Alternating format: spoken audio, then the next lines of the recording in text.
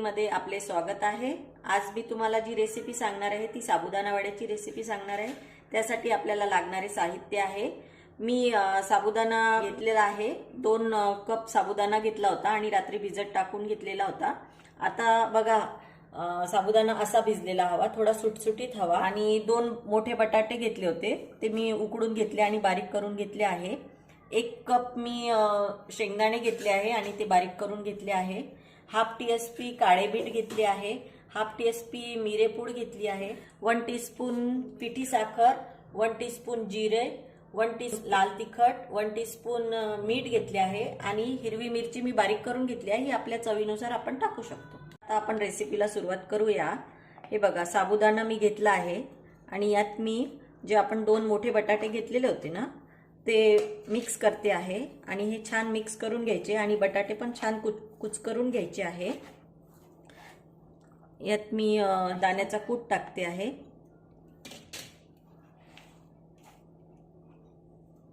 आणि हिरवी मिरची आपल्या चवीनुसार आपण टाकू शकतो। थोडे लाल तिखट, मिरेपूड, काळे मीठ, पिठी साखर,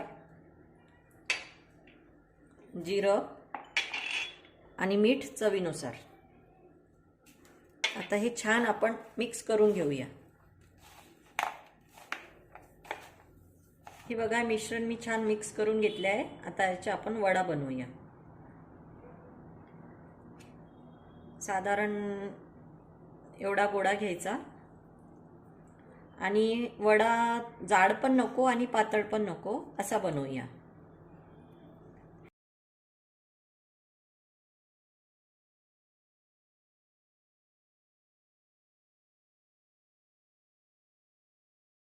हे बघा आपला असा वडा तयार आहे। पण अजून एक बनवूया।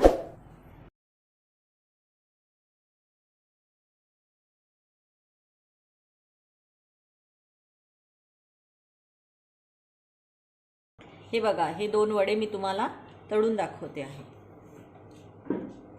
मी अगोदर तेल गरम करायला ठेवले होते आणि वडे हे थोडे बारीक पावरवरच तळायचे, जेणेकरून हे सर्व व्यवस्थित शिजतील आणि कुरकुरीत होतील।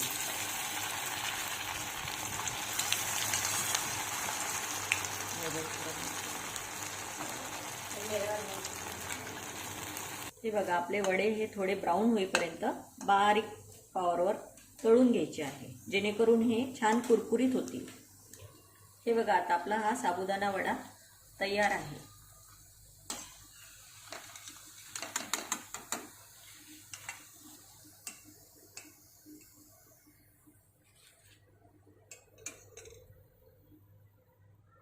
हे बघा किती छान आणि मस्त आपला वडा तयार आहे।